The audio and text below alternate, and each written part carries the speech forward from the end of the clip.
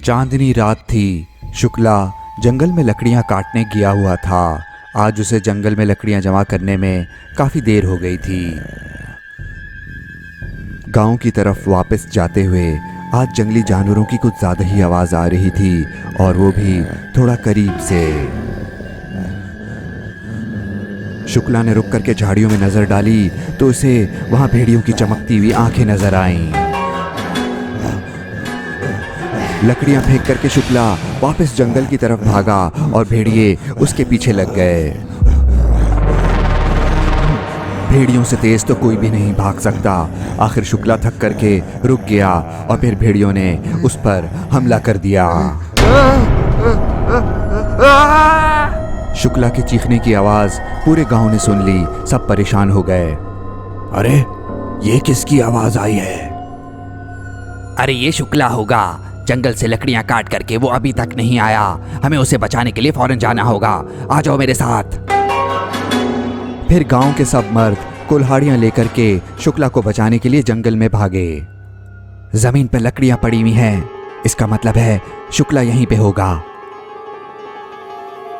अरे वो देखो सामने क्या है? सामने 3 काले भेड़िए थे जो शुक्ला को नोच नोच करके खा रहे थे। सब शुक्ला को बचाने के लिए जब भागे तो भेड़िए डर करके वहां से चले गए। अरे इस बेचारे को तो भेड़ियों ने मार डाला। सब होशियार रहें, भेड़िए हम पर भी हमला कर सकते हैं। मगर शुक्ला मरा नहीं था। उसने आंखें खोल ली। अरे ये देखो, शुक्ला तो जिंदा है। अरे इसे फौरन से उठाओ और गांव लेकर के चलो। शुक्ला को उठा करके ये लोग गांव ले आए। आपको क्या लगता है ये जिंदा बच पाएगा? इसका बहुत ज्यादा खून बह गया है और इसके जख्म भी बहुत गहरे हैं। मैं पूरी कोशिश करूंगी इसको जिंदा बचाने की। आप पूरी कोशिश करें, मुझे यकीन है कि आप इसको ठीक कर देंगी। चलो आओ बाहर चलते हैं और सबको बताते हैं कि हमें होशियार रहना पड़ेगा, क्योंकि यहाँ पर भेड़िए आ चुके हैं। जैसा कि आप लोग सब जानते हैं कि हमारे गांव के पास भेड़िए आ गए हैं। अब हमें एहतियात करनी पड़ेगी। शाम होने से पहले पहले जंगल से लकड़ियां काट करके सब वापस आ जाएं, और बच्चे और औरतें अकेले मत जाएं। अपने साथ किसी मर्द को ज़रूर लेकर के जाएं। गांव में सब लोग बहुत ज़्यादा डर गए थे। रीना आंटी ने शुक्ला का बहुत मेहनत से इलाज किया और उसका ख्याल रखा, और आखिरकार 2 हफ्ते के बाद शुक्ला बिस्तर से उठ करके खड़ा हो गया। शुक्ला को गांव वाले बहुत पसंद करते थे, क्योंकि ये बच्चों को पढ़ाता था। आज शुक्ला पर हमला हुए हुए पूरा 1 महीना गुजर चुका था। शुक्ला बच्चों को पढ़ा रहा था कि अचानक उसकी तबीयत खराब हो गई। अरे क्या हो रहा है मुझे? बच्चों, मेरी तबीयत कुछ ठीक नहीं लग रही। अभी पढ़ाई ख़त्म करते हैं, कल से दोबारा पढ़ेंगे। ये कह करके शुक्ला अपने घर की तरफ चला गया। बच्चे शुक्ला को इस तरह देख करके परेशान हो गए। रात हो गई थी। बच्चे खेल कूद में और बातों में लगे हुए थे। रीना आंटी ने नोट किया कि बच्चों ने आज ज़्यादा पढ़ाई नहीं की है, तो उन्होंने सोचा कि जाकर के पूछें कि शुक्ला ने जल्दी छुट्टी क्यों दी है। एक बच्ची ने उन्हें बताया कि सर शुक्ला की तबीयत खराब हो गई थी, इसलिए उन्होंने जल्दी छुट्टी दे दी। शुक्ला की तबीयत खराब हो गई? अच्छा, मैं जाकर के देखती हूँ क्या हुआ है उसे।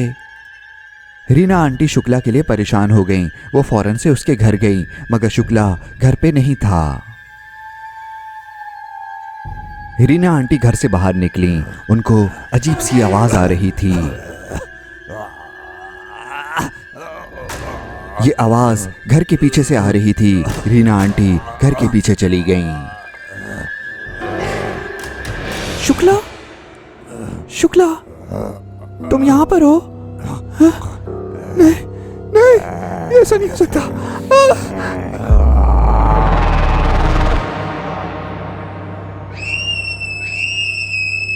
अगले दिन की सुबह बच्चों की चीख से हुई, क्योंकि इन बच्चों ने रीना आंटी की लाश देख ली थी। बच्चों की चीखने की आवाज़ सुन करके यहाँ पर कुछ लोग आ गए और ये देख करके परेशान हो गए कि रीना आंटी को किसने इतनी बेदर्दी से मार डाला। जमीन पर बड़े ही अजीब से पाँव के निशान भी थे। अरे ये जमीन पर बड़े बड़े पाँव के निशान कैसे हैं? ये पाँव के निशान तो लगता है किसी बहुत ही बड़े दरिंदे के हैं। अरे इन पैरों के निशान तो हमारे गांव की तरफ ही जा रहे हैं। आइए देखते हैं कहाँ जाते हैं। ये लोग पैरों के निशान के पीछे पीछे चलते रहे। फिर ये पैरों के निशान एक घर के पास आकर के खत्म हो गए। अरे ये पैरों के निशान तो शुक्ला के घर की तरफ जा रहे हैं। कहीं उस दरिंदे ने शुक्ला को तो नहीं मार डाला। मगर ठीक उसी वक्त शुक्ला घर से बाहर निकल आया। वो अभी अभी सो के उठा था। अरे क्या हुआ? आप लोग सब परेशान क्यों हैं? अरे भाई शुक्ला, तुम ठीक हो? कुछ हुआ तो नहीं? कल रात में मेरी अचानक तबीयत खराब हो गई थी, मगर मैं अभी बिल्कुल ठीक हूँ। हुआ क्या है? जैसे ही इन लोगों ने इसको रीना आंटी के बारे में बताया तो ये फूट फूट के रोने लगा।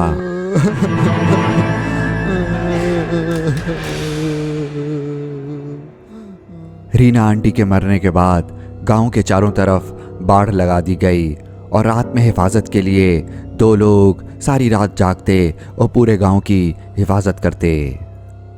सूरज के ढलने के बाद किसी को भी इजाज़त नहीं थी कि वो घर के बाहर रहे। आपने एक बात गौर की है कि पूरा महीना तो ठीक से गुजर जाता है, मगर जब भी फुल मून यानी कि 14वीं का चांद होता है तो कुछ ना कुछ गड़बड़ ज़रूर होती है। ठीक कह रहे हो तुम। आज भी 14वीं का चांद है, हमें होशियार रहना होगा। रात के तकरीबन 3 बज रहे थे। गांव के 2 बंदे हिफाजत कर रहे थे। फिर अचानक से उन्हें अजीब अजीब आवाज़ आना शुरू हो गई। ये दोनों भाग करके फौरन से उस आवाज़ की तरफ गए। ये वही जगह थी जहां पर भेड़ियों ने रीना आंटी को मारा था। इन्हें झाड़ियों से निकलता हुआ कोई नजर आया।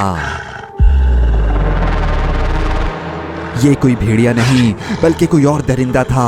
इसको देख करके तो इन दोनों की जान निकल गई और ये लोग फौरन से अपनी जान बचाने के लिए यहां से भागे। इन दोनों को ज्यादा दूर भागने का मौका ही नहीं मिला। इस दरिंदे ने फौरन से आकर के इन दोनों को पकड़ लिया।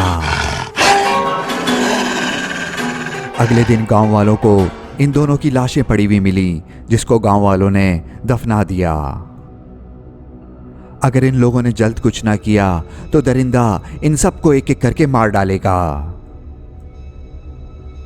अब जब 14वीं का चांद दोबारा आया तो गांव वाले तैयार थे। उन्होंने एक मंसूबा बनाया हुआ था कि किसी भी तरह इस दरिंदे को पकड़ लेंगे। सब गांव वाले छुपे हुए थे सवाए इस लड़की के, जो कि एक सुतून के साथ खड़ी हुई थी। बस थोड़ी ही देर में वो दरिंदा उसके सामने आ चुका था।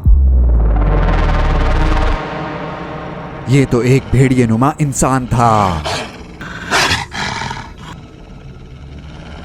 ये दरिंदा बहुत भूखा था और ललचाई हुई नजरों से इस लड़की को देख रहा था।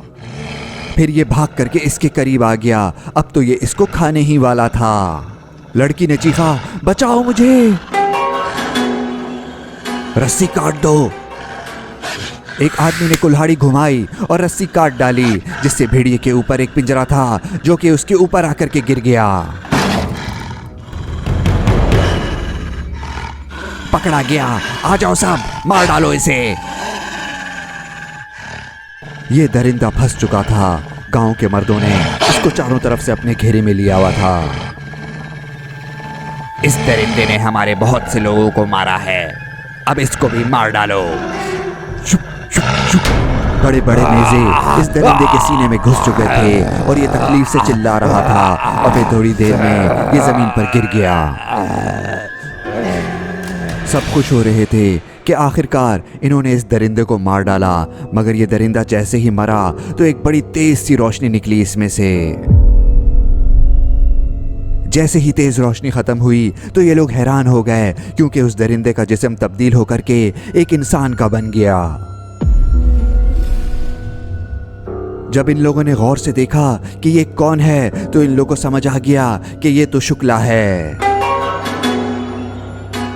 भेड़ियों के काटने की वजह से शुक्ला के साथ ऐसा हुआ कि ये हर महीने की 14वीं के चांद में भेड़िया बन जाता और लोगों को खाने के लिए आ जाता। सबको बहुत अफसोस तो हो रहा था, मगर सवाए इसको मार डालने के इनके पास कोई दूसरा रास्ता नहीं था।